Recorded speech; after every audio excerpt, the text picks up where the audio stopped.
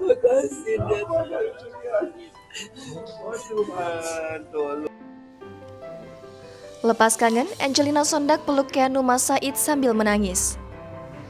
Angelina Sondag hari ini bebas dari lapas Pondok Bambu, Jakarta Timur, usai mendekam selama 10 tahun lamanya.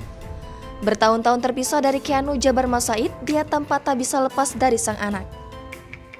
Tentu saja bukan hanya Angelina Sondag yang merindukan Keanu. Buah cintanya bersama mendiang Eji Said itu turut merasakan hal serupa.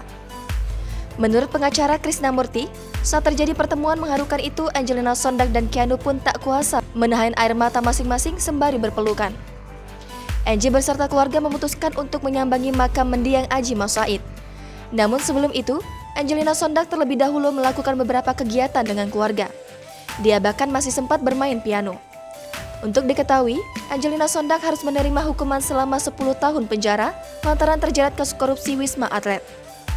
Selain itu, Angelina diharuskan pula membayar uang pengganti sebanyak 2,5 miliar rupiah dan 1,2 juta dolar Amerika Serikat. Jangan lupa subscribe, share, komen, dan like ya.